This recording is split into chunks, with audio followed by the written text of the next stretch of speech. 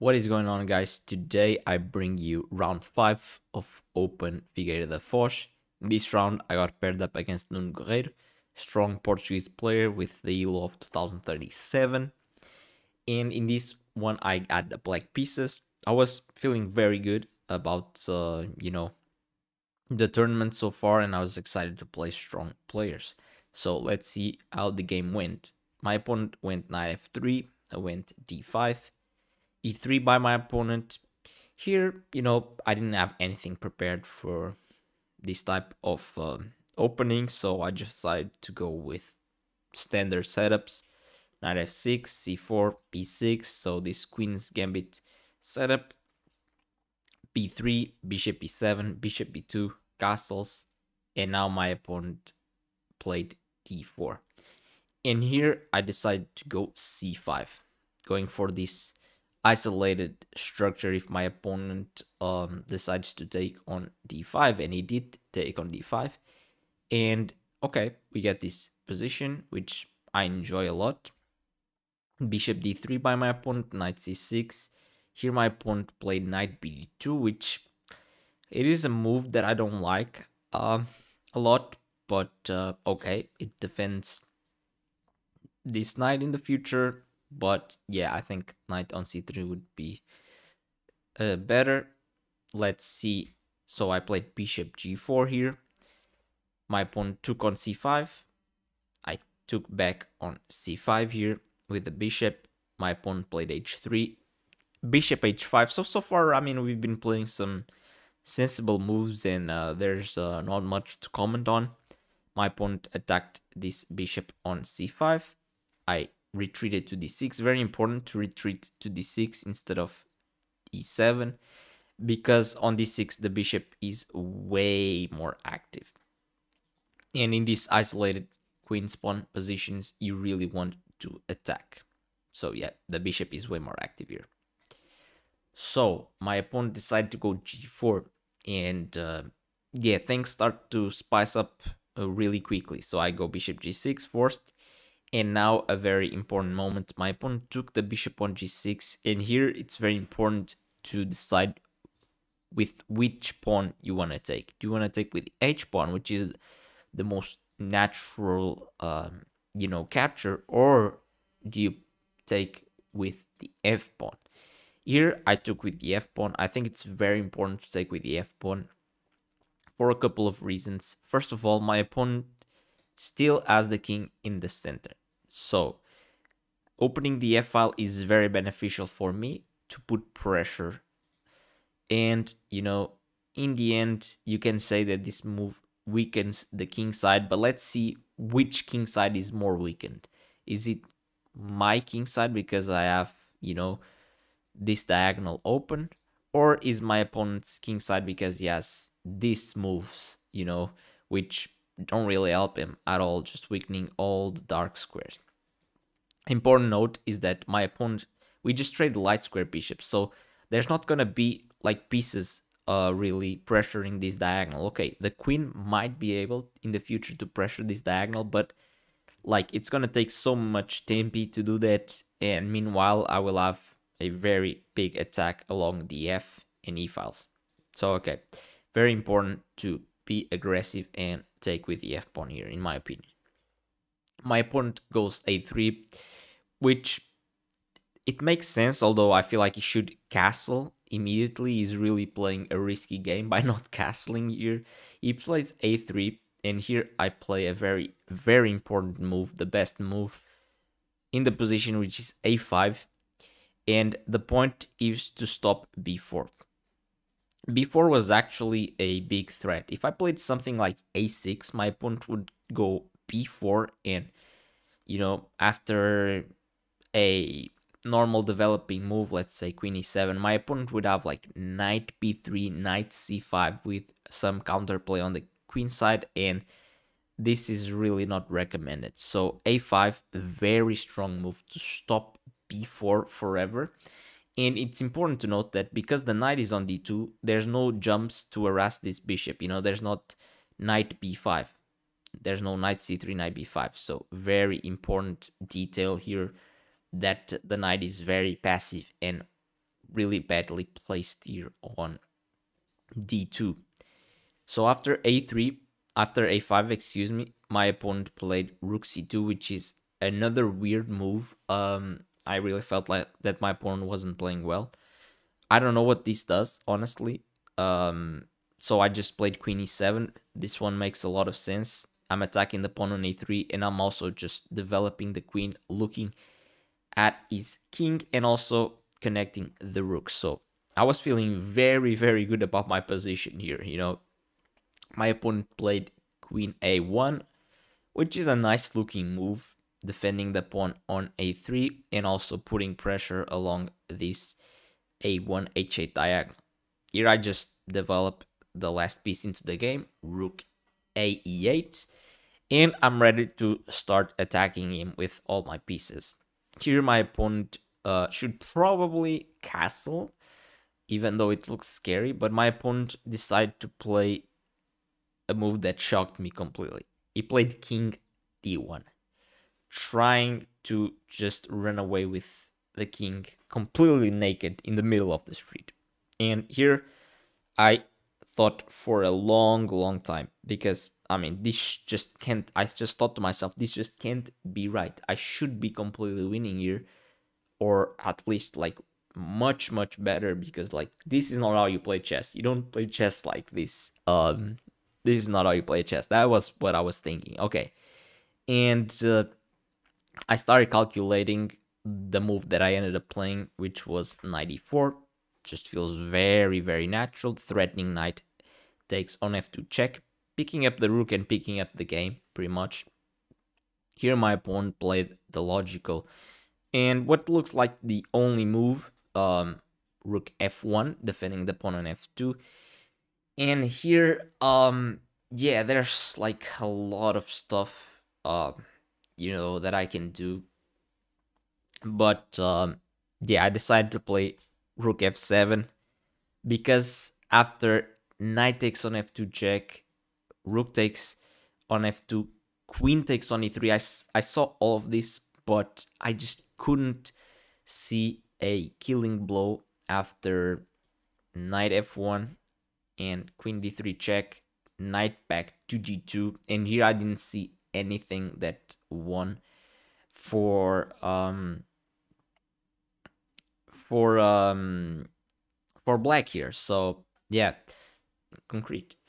I like this position for black, don't get me wrong, but at the end of the day, I sacrificed the piece. I got back 2 pawns for the piece, but if I don't have anything concrete here, I thought that this wouldn't be enough to win, and I could end up getting in a lot of trouble if my opponent somehow consolidates and hides his king, his upper piece in the end. But here the computer points out that I have a lot of moves that keep the advantage, like slow moves that I don't think I would ever play, like d4. I mean, I would never play a move like this. Okay, maybe my opponent is completely stuck, but seeing this from afar in calculation, like, what is the follow-up, you know?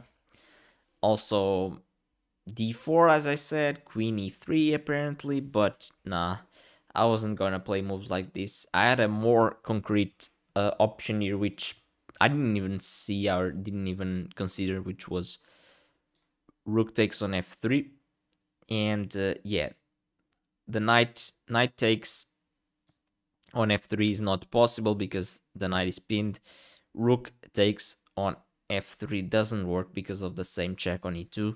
But here there's rook c3, and now you have to understand that you know, sacrificing the queen here for the 2 rooks is completely winning for black, which, you know, seeing all of this like a lot of moves ago, calculating this all in your head without being on the board during the game with your clock ticking down takes a lot of you know, skill and confidence to do, which, yeah, I don't think at this time I was you know, able to do this kind of calculation so deeply. Rook f7, my opponent decided to keep running with the king. I doubled on the f file, and now my opponent took the knight on e4, and here you know, I was calculating with which piece should I take. Should I take with the pawn or should I take with the queen? And I took with the queen. My opponent quickly played knight g5, and here, here I'm very happy that I spotted this move, which you know, I think it was the first time that I got to sacrifice my queen to win material. So I played queen takes on e3 check. I think my opponent wasn't expecting this at all. I think he was shocked. Um, you know, there was a player that he knows who he is if he's watching the video that was also, you know, walking by the game, and you know, I played this move and kind of looked at him like, do you like that? And yeah, I just sacrificed my queen, and the point is that after pawn takes, I take the rook with check. Only move is king d2. Now I take the queen, and now this pawn is hanging, so I'm gonna win another pawn. I decide to give a check on f2 first to trade down everything into this endgame where I am up 2 pawns. And yeah, I thought that I was completely winning here in this endgame up 2 pawns, and it was a risk-free position. At least I either win the game or draw the game. There's no way I'll lose this, like no way in hell. So yeah, but unfortunately this looks all very beautiful, but it was indeed a mistake to sacrifice the queen, because here uh, I had a winning advantage with the other choices here, which I also calculated back here. I was also calculating back here the other options, uh, let's just see. So queen takes, knight g5. The other option, most obvious, is queen g2, counter-attacking the rook here, and not allowing my opponent to take on f7, because after knight takes on f7, rook takes, queen takes on f1 check, excuse me, king d2. I mean, everything is falling. I'm just winning a piece directly, so yeah, this doesn't work for white.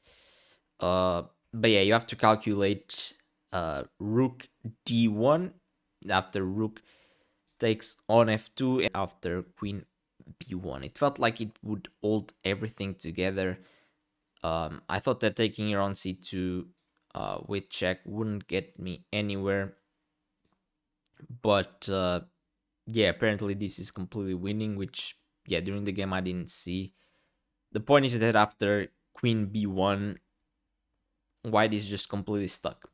I'm up in material here. I'm up a pawn, and that is not that relevant that I'm up a pawn. The point is that my pawn doesn't have a single move here, and I can just play something like bishop c5, threatening to just win the game on the spot, taking it on e3. And yeah, there's no real thing that my opponent can do. If he tries like bishop d4 to stop me from taking on e3, I can take on a3. So yeah, just completely missed the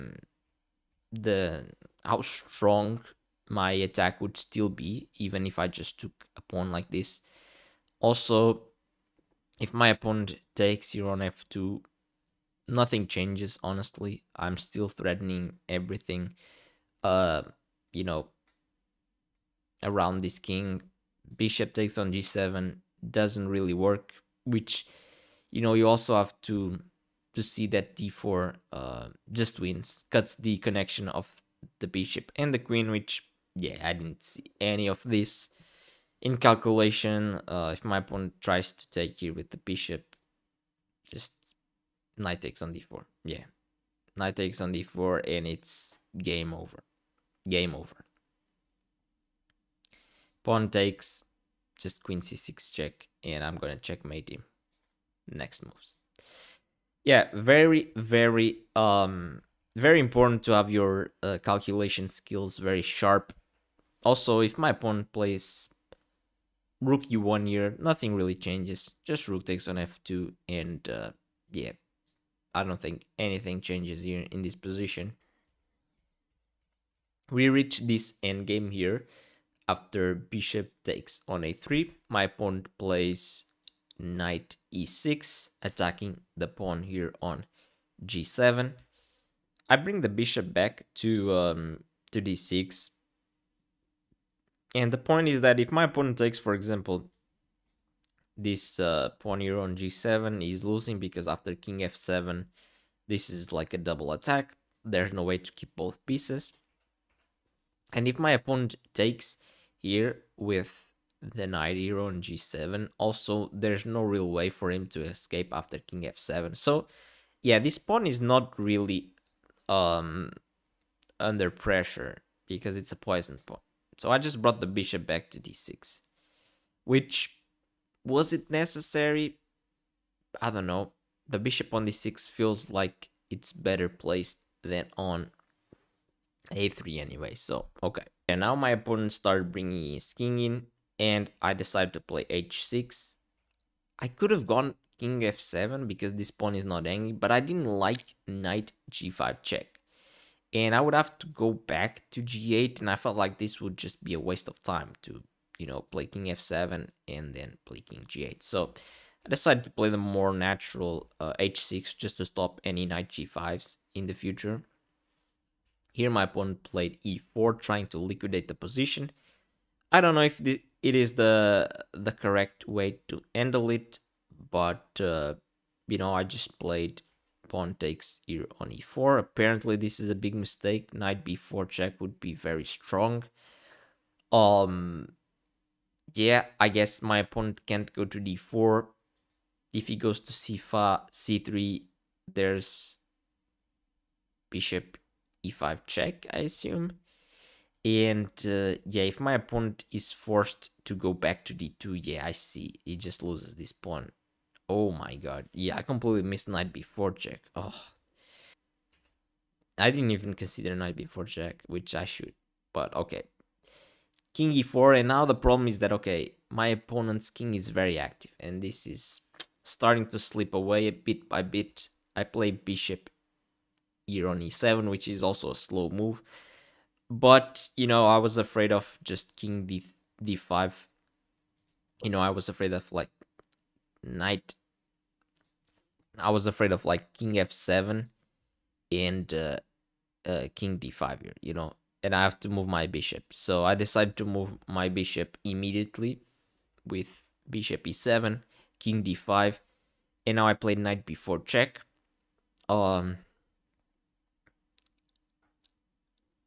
I don't remember why I played knight b4 check, to be honest. So, okay, I just played knight b4 check. My opponent goes king c4, and I finally play king f7. My opponent goes knight f4. And here, apparently, I have, like, another, like, winning move here. Which I considered, but I didn't go for. And the winning move is bishop f6, and the point is that these bishops have to be traded. There's no way for the bishop to escape this attack, so bishop takes on f6, and here just king takes on f6, and apparently this is winning for black. I was afraid of something like king coming to b5 and picking up these pawns quickly, and my opponent would get a lot of counterplay with the b pawn. Meanwhile, these pawns are still doubled, stuff like that. But here, I think just knight c6 is super, super strong because I defend this pawn here on a5. If my opponent goes for this pawn on b7, anytime that my opponent takes the pawn on b7, I have knight d4, and I immediately pick up this pawn, and yeah, it's just game over, if my opponent, I don't know, let's say I play king g5 and my opponent goes knight e2 here to protect this d4 square, I have king h4, and I'm way too fast. Like king b7 here, I just play knight e5, and I'm gonna pick up these pawns, and yeah, I'm gonna be way faster, and I think that I will easily find a way to sacrifice this knight for this pawn. But yeah, completely missed bishop f6, was very, very strong in this position. Even like pawn takes still probably is winning for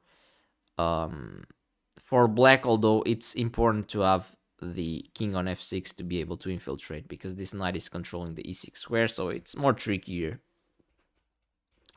Okay, I played g5, which doesn't make much sense, honestly. My opponent goes knight e2. I go knight c2 here, attacking the bishop. I mean, if I wanted to attack the bishop, I could have immediately just done it with bishop f6. Even here, bishop f6 probably is still a good move. Not as good as before, because now my opponent can, avoid this trade and still threaten to come in. But it still would have been a nice way to activate the bishop. But yeah, I just completely missed this. Now bishop c3 is a very strong move, just attacking the pawn on a5.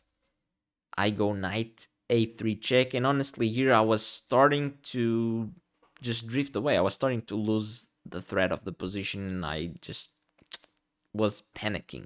We had a lot of time actually when we reached the end game, like 50 minutes I would say. But yeah, I had a plenty time to calculate and to win this, but I was just not coming up with anything.